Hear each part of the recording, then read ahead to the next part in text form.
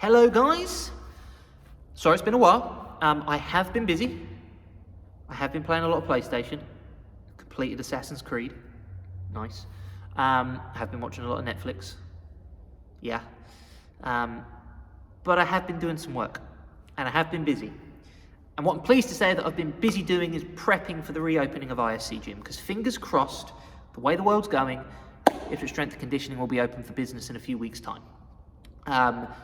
So yeah, rather than me sitting on a Friday evening in a big garage on my own, talking to my phone, hopefully the gym will be full of our members once again, squatting, deadlifting, and doing all these strength and conditioning exercises that we all love, improving their health and fitness. And yeah, we can't wait to have everyone back. So I have been busy prepping for the reopening of ISC Gym, and fingers crossed, we're almost there. The wait is almost over. But what I wanted to make sure I did before we reopen, before my time sadly gets moved away from this social media interaction and me sitting in front of a camera, spilling my the history of Ipswich Strength and Conditioning, I wanted to finish the story. I wanted to finish that story of Ipswich ISC Gym. Reason being is I've had a few comments actually since we started, and it's particularly for members that have been part of ISC for the last few years. They will only know this place, Unit 6, which we currently sit in. They didn't really know about Unit 7, Unit 12 and 13, the fact that we ran a little gym out of a local sports centre. And some of the comments and messages I had said they were really interested and they really kind of wanted, were looking forward to the next part. So I wanted to make sure that I got it in before our attentions turned to the reopening. And yeah, so that's where we ended up on the last part of the story, is we'd finished up at Unit 12 and 13, and the opportunity was given to us to move over to Unit 6. And I think I kind of ended the video with saying that we were moving on from running a gym and we were about to run a business. And that's essentially what we did. We moved to the stakes. Yeah, everything got harder. Everything got a little bit more challenging. Not necessarily all in a bad way, but it was a big difference. So just to put in perspective, we were working in Unit 12 and 13, running a little we had strength training sessions, group sessions, and CrossFit training sessions, and we were running our little PT business over at the sports centre. We started to introduce an online training app and specifying our exercise programs to the members and their individual goals and needs. Not too dissimilar to what we do now, but we were still running those group exercise sessions. The aim was to bring that over here, but on a larger scale.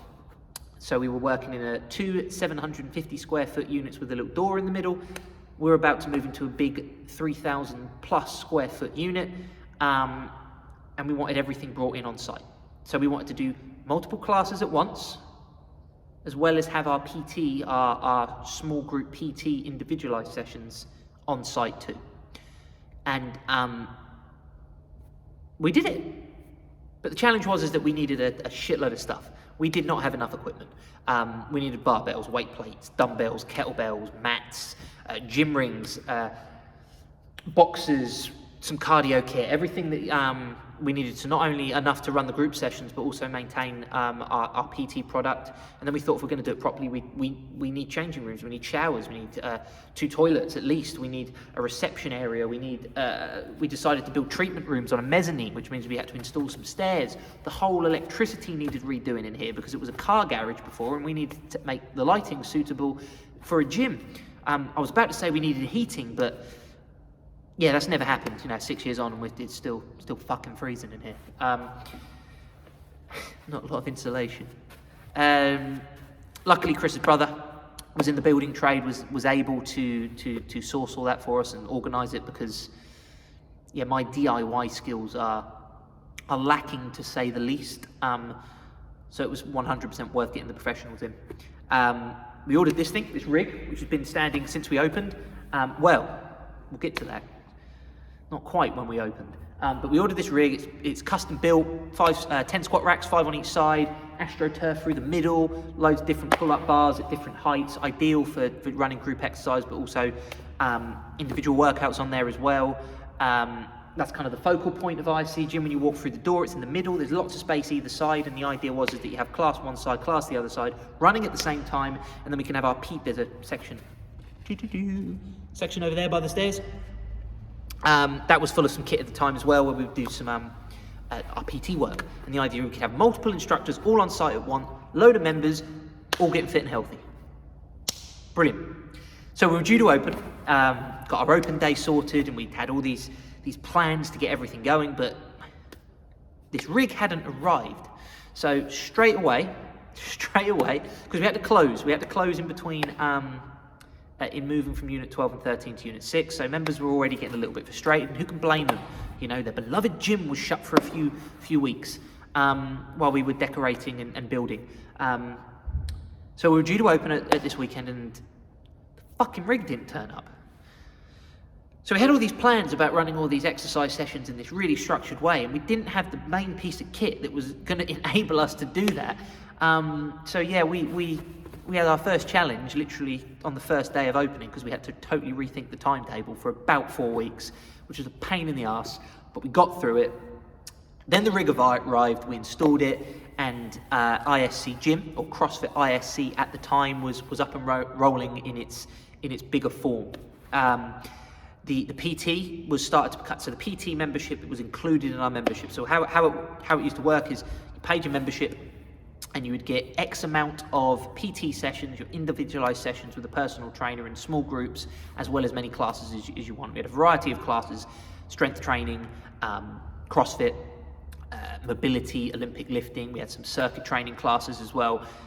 And it was really, really kind of going to our values, which was kind of offer a variety so we can specify it to your goals. So if you want to get better at CrossFit, you can do CrossFit. If you want to get better at squatting, you can jump on some strength training sessions. But everyone can then top that up with X amount of PT sessions to ensure that you are 100% following a program that's suitable for you. And yeah, it was working. The big challenge, and this is me being brutally honest now, the big challenge was the transition from running a small gym to a big gym, because I felt that all of a sudden it become a business. And naively, and I've been already running a business for a few years, I've been self-employed for a long time before that as well, but this upped the ante. Not only, of course, as you all know, any small business, you move into a bigger place, you've got to pay electricity bills and your finances go up, but you've got to pay these things called business rates. And I didn't have a fucking clue what business rates were. And then obviously there's the added pressure of making sure that all the members that come through your door are receiving the service that you said that you were going to give them. Like, I think I said this in the previous video.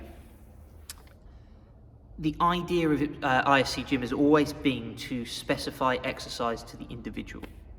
And I always, at the same time, with not trying to overprice it, because I know Chris used to feel really strongly about this, and I do the same.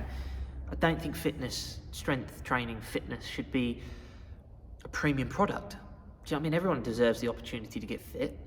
But like you said, you're weighing that up against running a business, and it was a hard thing to match. And at the same time, we're running group exercise sessions alongside our PT. It was really good. We had loads of people coming through the door, and loads of people like really singing our praises. We had more instructors on board. It was a real challenge. Busy days, busy evenings, busy weekends. It was a really cool vibe to begin with. But there was something missing. And I think we were offering everything that we said we were going to do. I think we were offering a really good product, good value for money, but we weren't quite hitting our values. And that's the big thing I think that's changed. And I think we'll probably end up doing that in the second video. And I'll talk about the last video, the last chapter of ISC will be telling what's happened now, what ISC has become. But I know the instructors that were involved, particularly me and Chris, is we wanted to ensure that we were teaching training and training philosophies and making sure that people were improving. And the reality is, this is me being brutally honest now, the reality is that I don't think people were getting that from group exercise.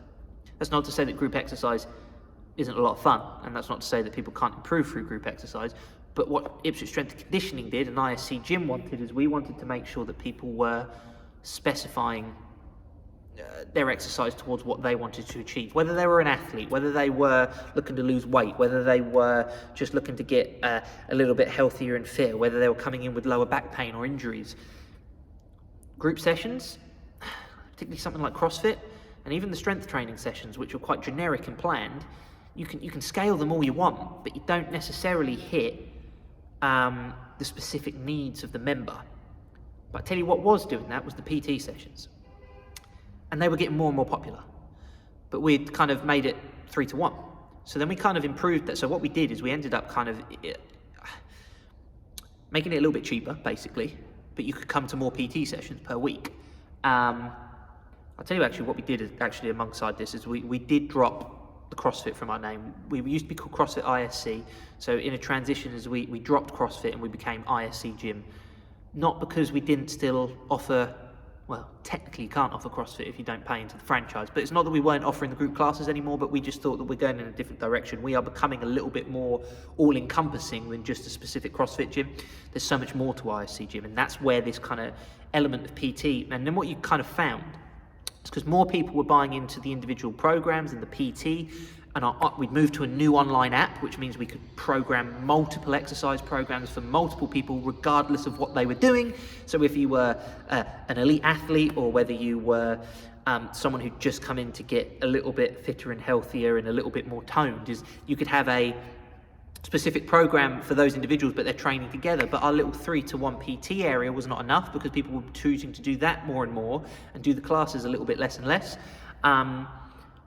And then what ended up happening is people just kind of like, rather than having the specific area, so like I said, the idea was to have a class here, a class there, PT there. It was all starting to kind of merge into one because more people were booking onto the PT sessions or the group like strength and conditioning sessions, and less people were booking onto the classes. And it kind of started to feel like a little bit more like a normal gym, whereas people were doing specific exercises to them and more S&C based exercises. People were still doing their workouts and their metcons and their cardiovascular workouts, but everyone was working on something specific for them. There were small groups dotting around. So the timetable was a little bit of a mess. And that's not to say that we still weren't offering a good product, because we always had a minimum of 2 instructors on site. If not, we had 3 on site, and everyone was ensuring that our members were lifting correctly, moving towards their goals. There was a lot of communication, and we started to get a better app so we could actually communicate through the app as well. But it was becoming a little bit more of a normal gym that doesn't look like a normal gym. So people were coming in, booking in for their sessions, but doing their own thing, but following a strict program. And that's kind of where the light bulb went off, and we thought, this really fits in with our values a little bit more. This really does. And we'd already dropped the CrossFit name. We'd already relaunched and rebranded as ISC.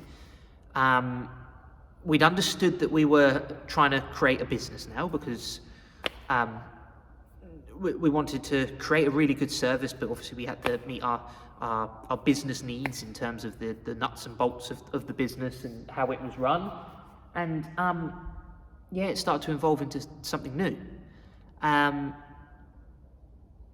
So I think that's probably a good point to leave it on, and I hope that kind of makes sense from where we're coming from. Is that we started off basically in Unit 6 doing what we were doing over at 12 and 13, just on a bigger scale. And then as we developed as personal trainers and as strength coaches, and as the team, we picked up new instructors along the way, and as people kind of, the training program just kind of evolved into something a lot bigger and far more structured than I think we originally did. And like I said, we started to drop classes off the timetable. We started to increase this personal program, or this PT element. But the next stage is what naturally just happened, is they were all one and the same.